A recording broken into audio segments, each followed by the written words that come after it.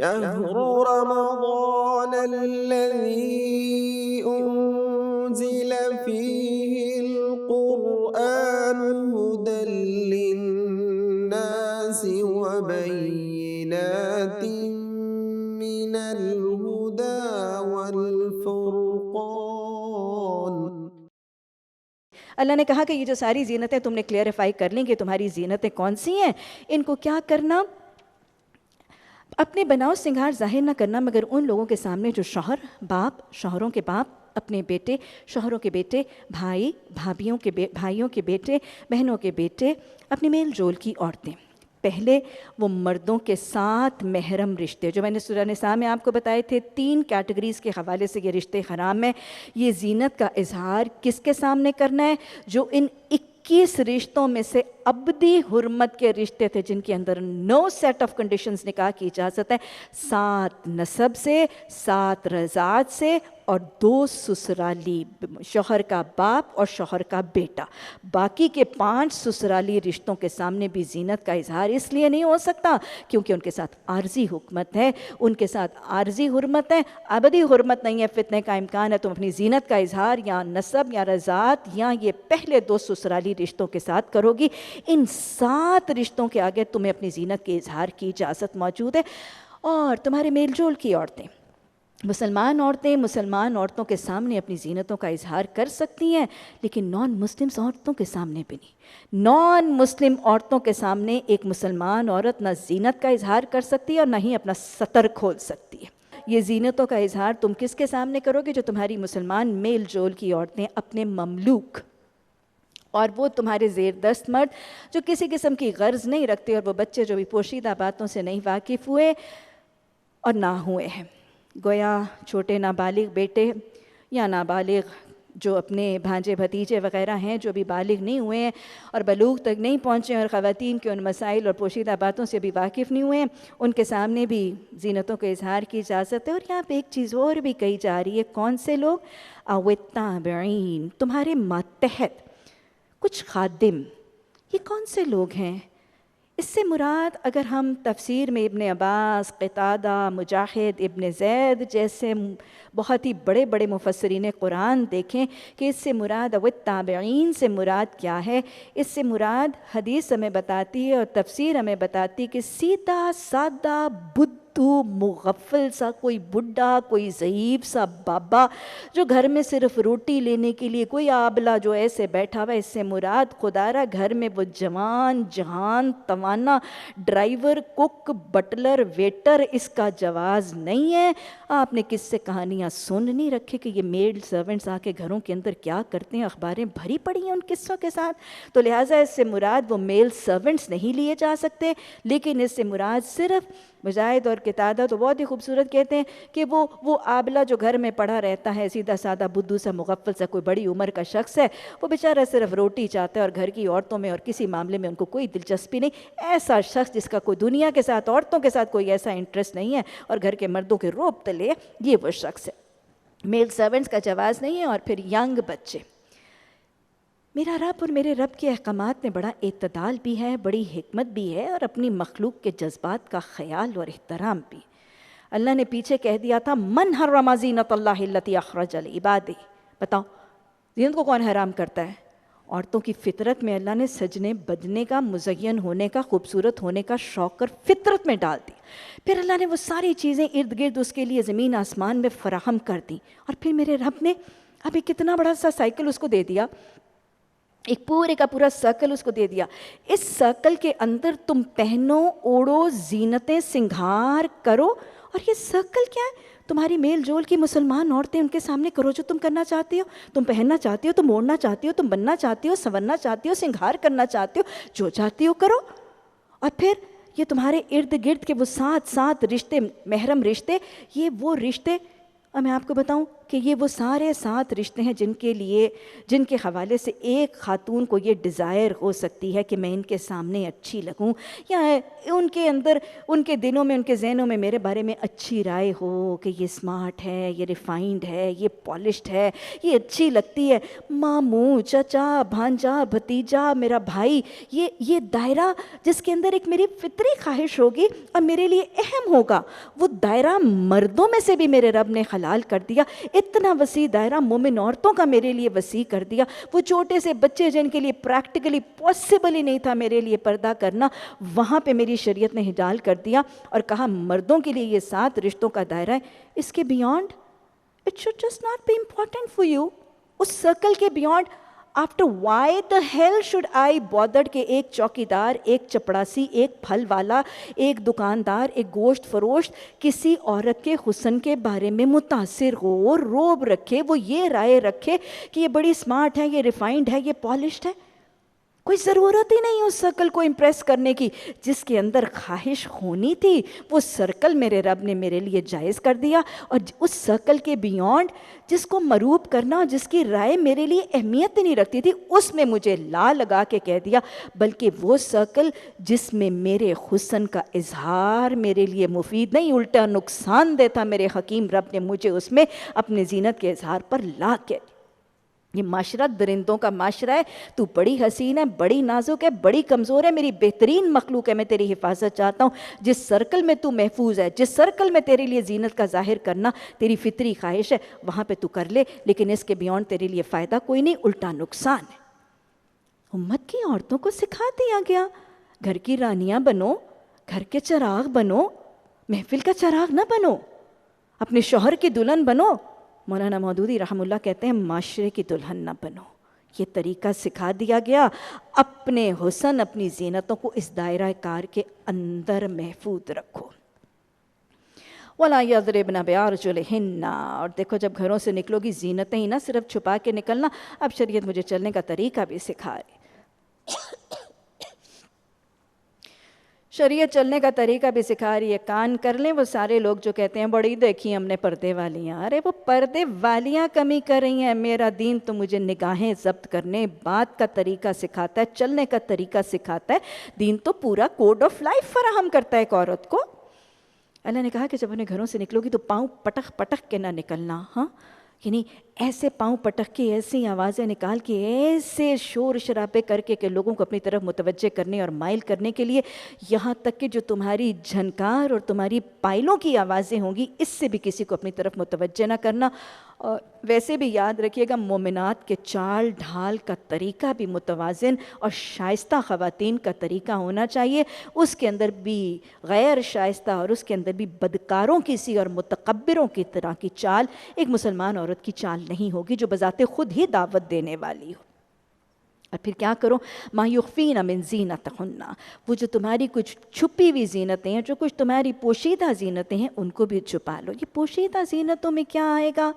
ہمیں حدیث سے پتہ چلتا ہے خوشبو۔ خوشبو ایک عورت کی پوشیدہ زینت ہے۔ حدیث کے واقعات موجود ہیں۔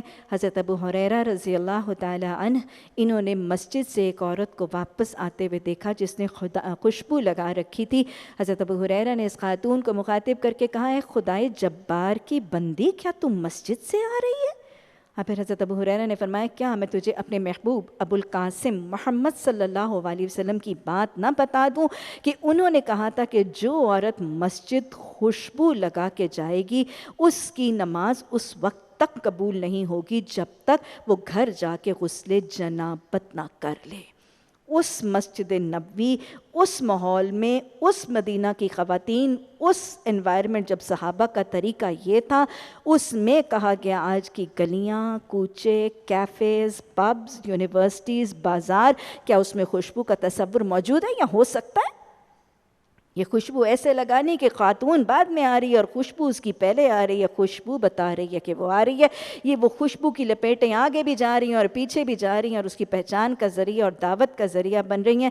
حدیث کے الفاظ آتے ہیں، ابو داؤد اور نسائی کی حدیث ہے کہ جو عورت عطر یعنی خوشبو لگا کے، وہ جو اسپریڈنگ فریگرنس، یاد رکھیے گا یہ جو ڈیوڈرنٹس وغیرہ ہیں جس کی اسمیل اور اروما ہمارے جسم ہمارے لباس سے باہر نہیں نکلتا وہ اس کے اندر شامل نہیں ہے، لیکن وہ جو اسپریڈنگ فریگرنس جس کا اروما جس کی اسمیل باہر نکلتی ہے، جو عورت عطر لگا کر راستے سے گزرتی ہے تاکہ لوگ اس کی خوشبو سے لطف اندوز ہوں، تو وہ ایسی اور ایسی ہے، اور راوی کہتے ہیں آپ نے بہت سخت الفاظ استعمال کیے۔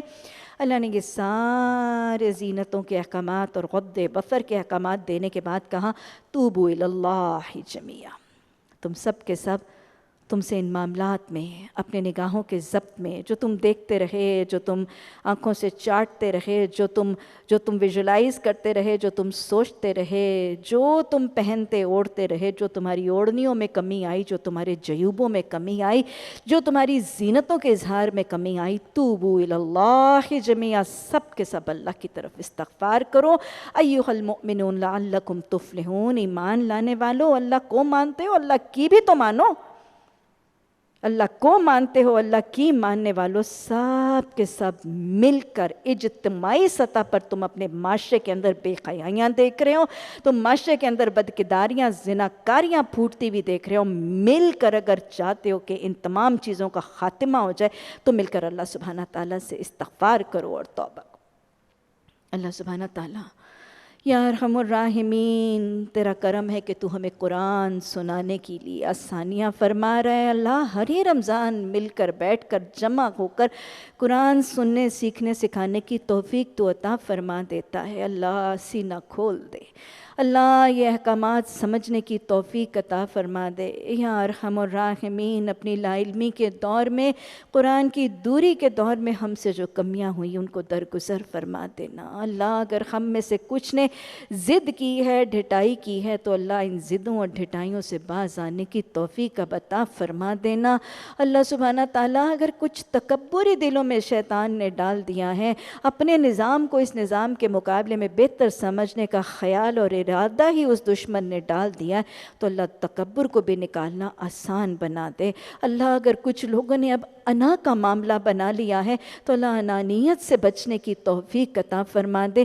اللہ اس دنیا کی شہرت، اس کی ناموری اگر کسی کی گردن کا طوق بن رہی ہے تو اللہ اس جھوٹی عارضی دنیا کی عارضی شہرتوں اور ناموریوں کے چکر میں یا یہاں کی بدنامیوں کے چکر سے بچ کر اپنی اطاعت کی توفیق عطا فرما دے۔ اللہ سبحانہ تعالیٰ کمیوں کوتاہیوں سے درگزر فرما۔ اللہ اگر ہم سے جو کمیاں کوتاہیاں ہوئیں ان کو معاف کر دے، پھر ورحم وانت خیر الراحمین، اللہ سب درگزر بھی کر دے۔ اور اللہ جو ہم تجھ سے اصلاح کی جو وعدہ کرتے ہیں، اللہ ہمیں وعدوں کی توفیق عطا فرما دے، اصلاح کر کے اپنی پسند کے احکامات اور لباس کو اپنانے کی توفیق عطا فرما دے۔ اللہ اصلاح میں ہمارا معاون بھی بن جانا، ہمارا محافظ بھی بن جانا، اب اس راستے کی رکاوٹوں کو دور بھی فرما دینا، اور اللہ اب ہمیں وہ ایمان عطا فرما دے وَلَا يَخَافُونَ لَوْمَةَ لَائِمٍ، اللہ کسی ملامت والے کی ملامت کے بغیر فکر کیے اب ان احکامات کو ماننے والے بن جائیں۔ اللہ ہمیں فلاح دنیا اور آخرت کی عطا فرما دے۔ اللہم اجعلنی من التوابین واجعلنی من المتطہرین۔ ربنا تقبل منا انک انت السمیع العلیم وتب علینا انک انت التواب الرحیم۔ میں آپ کو یہ بھی بتاتی چلوں کہ شریعت نے مرد و زن کے اختلاط کو پسند بھی کیا ہے۔ حدیث کے احکامات واضح طور پر موجود ہیں کہ آپ نے فرمایا کہ جن عورتوں کے شوہر پاس نہ ہوں ان کے پاس نہ بیٹھو۔ کیونکہ شیطان تمہارے جسم میں خون کی طرح گردش کر رہا ہے۔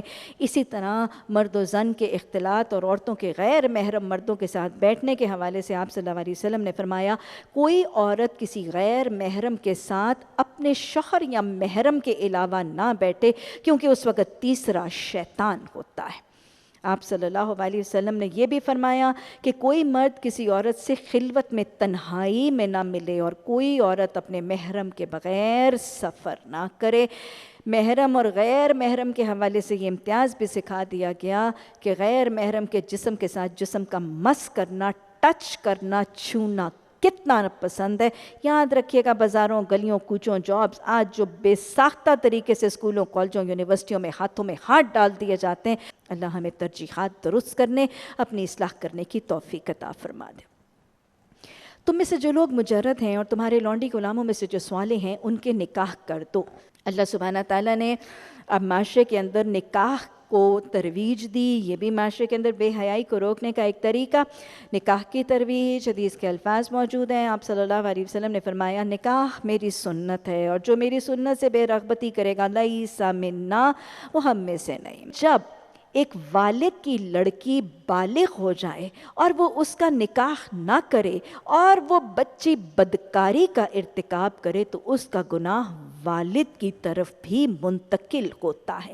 گویا اگر ان کی حفاظت، ان کی عزت، ان کی آبرو، ان کی عصمتوں کی حفاظت کر سکتے ہیں والدین، ان کی تربیت اتنی مضبوط کر رکھی ہے تو پھر تو یہ رسک لے لیجئے. ورنہ آج کے ان درندوں کے معاشرے میں شریعت کی تاکید یہ ہے کہ بلوغ پر ان کا نکاح کر دیا جائے تاکہ فطری جذبات کے آتے ہی ان کے لیے معاملات آسان ہو جائیں.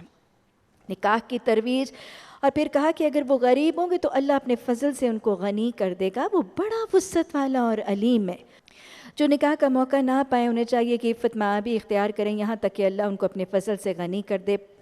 یہ جو کہا جا رہا ہے نا کہ اگر وہ مالی استطاعت نہیں پاتے تو پھر بھی نکاح کر لیں. بس اوقات ہمارے معاشرے میں بیٹوں کا نکاح مائیں اور باپ صرف اس لیے نہیں کرتے، بھی تو بیچارہ کماتا ہی نہیں ہے، ابھی تو وہ اپنے پاؤں پہ کھڑے ہونے کے قابل نہیں ہے، وہ کسی کو کیا سنبھالے گا. ارے اللہ کے بندو، وہ جو ایک یہ کھا رہے دوسری بھی آ کے دو کھا لے گی. آنے والیوں کو بھی توکل اور قناعت سکھانا ہے، لیکن اس کو بھی سکھانا ہے کہ حدیث نے بتایا کہ 3 لوگ ایسے ہیں جن کی مدد اللہ نے اپنے ذمے لے لی ہے. ایک مجاہد فی سبیل اللہ کی راہ میں جہاد کرنے والا. دوسرا بدکاری سے بچنے اور عفت معابی پہ قائم رہنے کی نیت سے نکاح کرنے والا. اللہ اس کا معاون ہو جائے گا. اپنے آپ کو بدکاری سے نیت سے بچا کے نکاح کر کے تو دیکھو اللہ پتہ نہیں کہاں سے رزق لے آئے گا. وہ آنے والی اپنا رزق لے آئے گی خود ہی. ایک تو ہم قیافے اور اندازے بہت کرتے ہیں کیونکہ ہمیں اللہ کی پہچان اور شاید اس رازق پر توکل نہیں ہے. اور پھر اس کے بعد تیسرا مکاتبت کرنے والا. تو لہٰذا اللہ سبحانہ تعالیٰ ہمیں ان احکامات کی بھی پہچان عطا فرمائے. اور آپ نے اللہ قرآن نے یہ بھی فرمایا کہ اگر کوئی نکاح کی وسعت نہیں پاتا تو اسے کیا چاہیے؟ اس کو بھی چاہیے کہ پاک دامنی اختیار کریں. حدیث نے اس بات کی بھی تاکید کی ہے کہ وہ شخص جو نکاح نہیں کر پاتا تو اس کو کیا چاہیے؟ اسے چاہیے کہ کثرت سے روزے رکھے، کیونکہ روزے بھی شہوت کے زور کو توڑ دیتے ہیں. تمہارے مملوکوں میں سے جو مکاتبت کی درخواست کرتے ہیں ان سے مکاتبت کر لو. مکاتبت کا یہ حکم بھی معاشرے میں سے، اس دور کے معاشرے میں سے بے حیائی کو روکنے کے لیے بتایا گیا. اور مکاتبت کیا ہوتی تھی کہ ایک غلام اپنے مالک سے پوچھتا تھا کہ اگر تو مجھے بیچے گا تو مجھے کتنی قیمت پر بیچے گا، اور بس اتنی قیمت کا معاہدہ وہ اپنے مالک سے کر لیتا تھا کہ اگر میں تجھے اپنی محنت مشقت سے وہ قیمت ادا کر دوں تو پھر تو مجھے اس کے عوض آزاد کر دے. یہ غلاموں کی آزادی کا طریقہ مکاتبت، اس کو بھی بے حیائی کے انسداد کے سٹیپس میں شامل کیا گیا. اگر وہ مکاتبت کرے تو اس سے مکاتبت کر لو اگر تمہیں معلوم ہو کہ اس کے اندر بھلائی ہے. یعنی اگر تمہیں پتہ ہو کہ یہ آزاد ہو کے بدکاری کے اڈے ہی نہیں نہ بنانے لگے گا تو پھر مکاتبت کر لو. اور ان کو اس مال میں سے جو اللہ نے تمہیں دیا ہے غلاموں کی آزادی کے لیے، مکاتبت کے لیے صدقات اور زکوٰۃ میں سے مال خرچ کیا جا سکتا ہے. اور اپنی لونڈیوں کو جو دنیاوی فائدے کی خاطر کبا گیری پر مجبور نہ کرو جبکہ وہ خود پاک دامن رہنا چاہتی ہیں، اور جو ان کو مجبور کرے گا تو اس جبر کے بعد اللہ غفور الرحیم ہے. اصل میں اس دور میں بھی اور ہر دور میں یہ طریقہ موجود رہا ہے. منع کیا جا رہا ہے کہ اسلامی معاشرے میں کبا گیری یعنی پروسٹیٹیوشن سے. اس دور میں تو بہت ہی زیادہ طریقہ تھا کہ وہ لونڈیاں خریدتے تھے.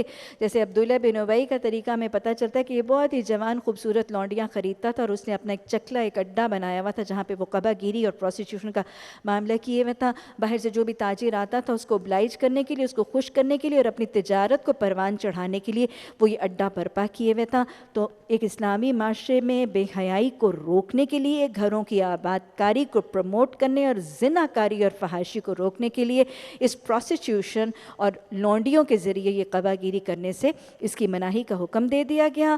اور حدیث میں آپ صلی اللہ علیہ وسلم نے واضح طور پر یہ اس ذریعہ آمدنی اس ذریعہ آمدنی جو اس بدکاری کے فعل سے ہوتی ہے، آپ نے حدیث میں اس کو خبیث، سب سے بدترین اور خبیث انکم کہا ہے، اور شر المقاصد، بدترین آمدنی کہا ہے کہ لونڈیوں سے ان کے ہاتھ پاؤں کی خدمت تو لی جا سکتی، یعنی وہ تمہارے گھر میں اپنے ہاتھ پاؤں سے تو کام کر سکتی ہیں، لونڈی سے کوئی آمدنی وصول کرنا منع ہے جب تک یہ معلوم نہ ہو کہ وہ آمدنی کہاں سے لا رہی ہے۔ کہ لونڈی سے ہاتھ پاؤں کی تو خدمت لی جا سکتی ہے، لیکن مالک اس پر کوئی رقم نہ عائد کر سکتا ہے اور نہ ہی وصول کر سکتا ہے کہ جب تک اس کو پتہ نہیں کہ یہ لونڈی مال کہاں سے کما رہی ہے۔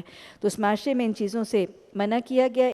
شهر رمضان الذي أنزل فيه القرآن هدى للناس وبينات